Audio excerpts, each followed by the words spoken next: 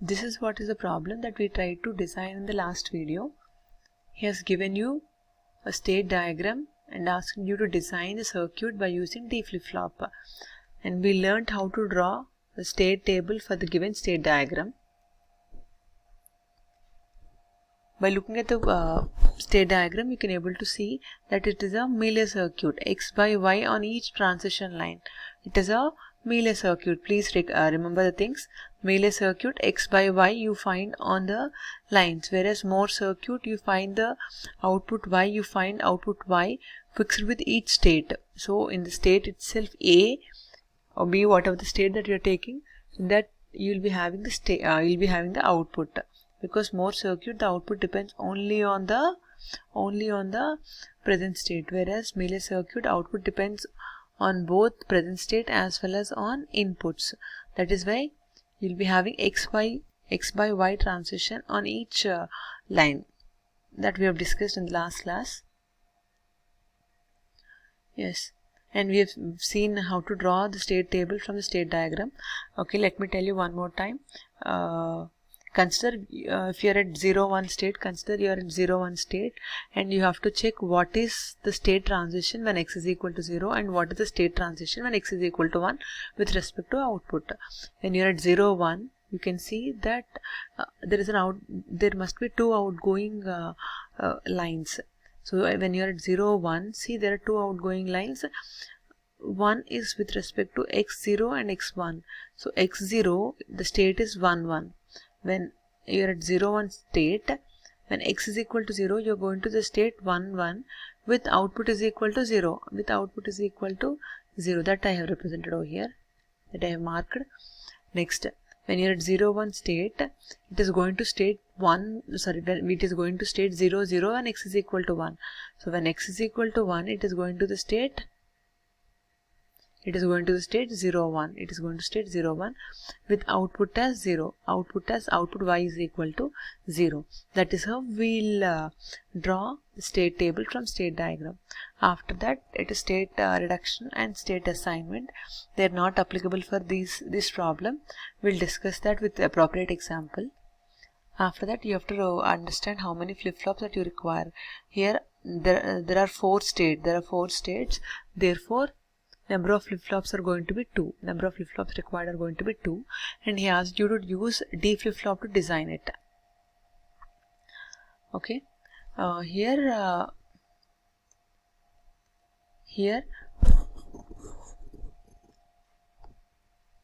the input X is associated this way.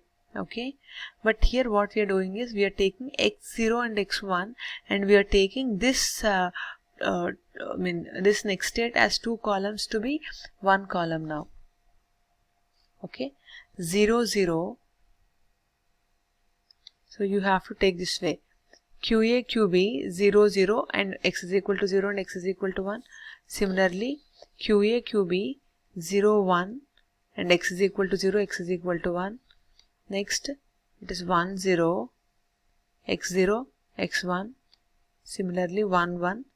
And x0 and x1. So you have to redraw the state table this way. We call it as excitation table. Okay, when QA QB is 0, 0 and QA QB 0, 0 and when x is equal to 0, it is going to the state 0, 0 with output y is equal to 0. It is going to state 0, 0 with output y is equal to 0. Output column that I have taken over here. Next, 0, 0, when x is equal to 1, it is 1, 0 and output is equal to 1. So when 0, 0, when x is equal to 1, it is 1, 0 and output is equal to 1 and so on. So you have to first take the alignment this way and then you can draw the next state, you can draw the next states and then outputs. and we know the excitation table of D flip-flop as same as the next states. We know that because if something is designed with the help of D flip-flop or T flip-flop is very simple. If it is T flip-flop, you have to hold QA plus 1 and design DA. Similarly, hold QB plus 1, design DB. If it is D flip-flop, you have to write whatever is there in the next state as DA DB. See, whatever is QA plus 1, that you have to consider as DA, because we know the characteristic equation of D flip-flop. D is equal to QA plus 1 or QN plus 1. So 0, 1, 1, 0, 1, 0, 0, 1. That is as QA plus 1 is equal to DA now. Similarly, DB is equal to 0, 0, 1, 0, 0, 1, 0, 0, which is same as QB plus 1, that you have to represent under DB, because the characteristic equation of D flip-flop is equal to Qn plus 1. Otherwise, you can have this excitation table aside and you can validate.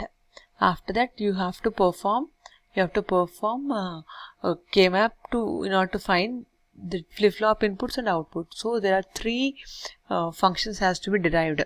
So three state equations you have to derive. State equations, algebraic way of relating input with states and output.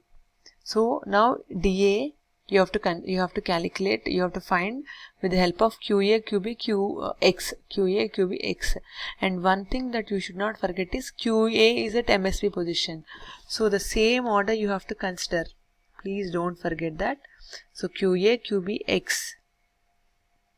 MSB is QA, QB, X. The same order that you have to consider in order to find the equations DA, DB and Y. Find DA, DB and Y with the help of K-maps and then represent them in the logic diagram. So draw the equations in the logic diagram using those equations. That is how you can finish your simple example. Hope this is clear. See, DA is equal to XOR operation between QA, QB and XC here. DA is equal to XOR operation of X, QA, QB. If you want to have a 3-input XOR gate, you can draw that 3-input XOR gate. Next, DB is equal to QA bar, QB, X bar.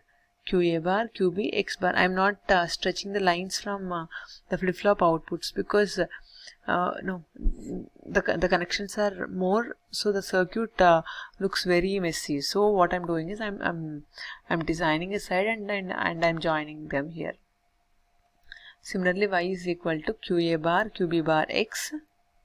Y is equal to QA bar, QB bar, X. So it's AND gate. The gate that you have to use is AND gate, and then QA X bar. QA X bar. If you want to show the NOT gate explicitly, you can have an NOT gate explicitly, and X is given to NOT gate, and then X bar comes, and that is applied over here. And there are two product terms. You have to OR them to get Y. Okay. So that is how we'll design.